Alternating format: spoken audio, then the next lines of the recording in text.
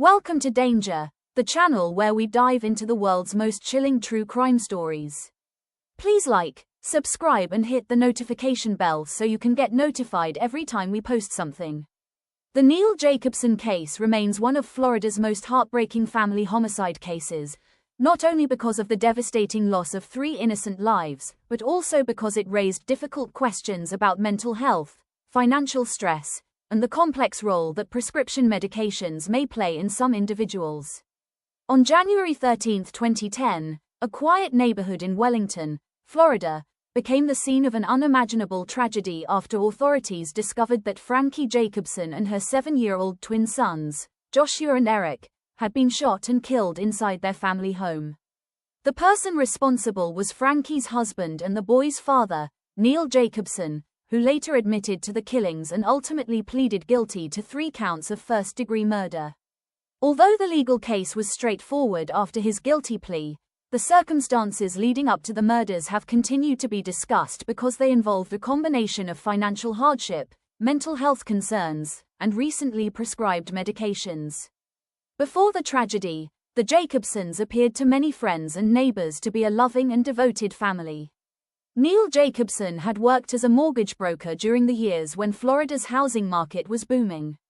Like many people in the mortgage industry, however, his financial stability was severely affected by the housing market collapse that followed the 2008 financial crisis.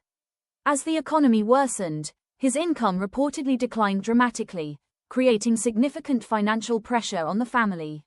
Friends later recalled that Neal became increasingly withdrawn and anxious as these difficulties mounted. Despite the challenges, there was little indication to those around him that the family would experience such a catastrophic event. In the weeks before the murders, Neal sought medical treatment because he was experiencing symptoms that included anxiety, fatigue, dizziness, and difficulty coping with stress.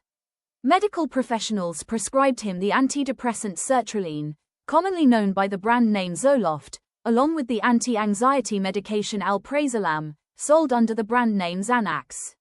According to later court proceedings and media reports, these prescriptions became a central topic in discussions surrounding the case. Neal and some experts consulted by the defense argued that the medications may have contributed to severe psychological changes, including paranoia and unusual behavior. However, other medical experts disagreed, and it is important to note that no court found that these medications caused the murders. Neal Jacobson remained legally responsible for his actions throughout the criminal proceedings. On the morning of January 13, 2010, the Jacobson family home became the scene of an unimaginable crime. Investigators determined that Frankie Jacobson and her 2 young sons had each been fatally shot inside the residence. After the killings, Neal left the home and drove away in the family's sport utility vehicle. A short time later, emergency services responded to a single vehicle crash in Delray Beach, Florida. Neal survived the crash and was taken into custody after investigators connected him to the deaths of his wife and children. As officers began piecing together the events of that morning, it became clear that there was no evidence suggesting anyone else had been involved in the murders. The investigation moved relatively quickly because Neal admitted responsibility for the killings. Rather than contesting whether he had committed the crimes, his legal defense focused largely on explaining his mental condition at the time of the offenses. The defense pointed to the severe stress he had experienced due to financial problems, his recent treatment for depression and anxiety, and the possible effects of the medications he had been prescribed. Prosecutors, however, maintained that regardless of his personal struggles, Neal had intentionally killed his wife and children and should be held fully accountable under the law. In February 2012, rather than proceeding through a lengthy capital murder trial, Neal Jacobson entered guilty pleas to 3 counts of first-degree murder. By pleading guilty, he avoided a death penalty trial. During the sentencing hearing, family members of Frankie Jacobson delivered emotional victim impact statements describing the profound loss they had suffered. They spoke about Frankie as a devoted mother and about Joshua and Eric as joyful, energetic boys whose lives had been taken far too soon. The judge sentenced Neal Jacobson to 3 consecutive life sentences without the possibility of parole, ensuring that he would spend the remainder of his life in prison. Although the criminal case concluded with the sentencing, public discussion surrounding it continued for years because of the questions it raised about mental health treatment and prescription medications. Some advocates have cited the case while discussing potential adverse reactions to antidepressants and anti-anxiety medications, while many medical professionals emphasize that millions of people safely use these medications and that serious violent behavior is extremely uncommon. Researchers generally agree that it is difficult to determine whether any single factor can explain a violent act, and the evidence in this case did not establish that medication caused the murders.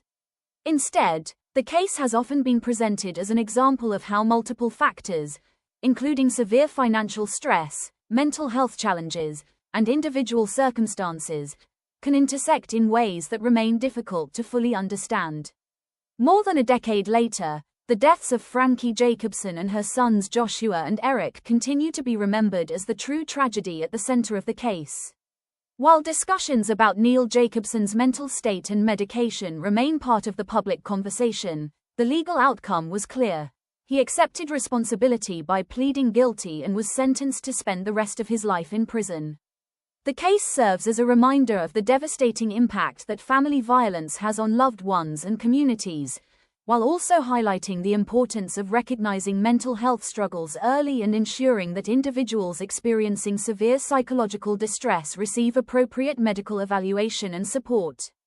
Thank you for watching. If you want more factual and respectful true crime content, please like, subscribe, and share. And as always, stay safe.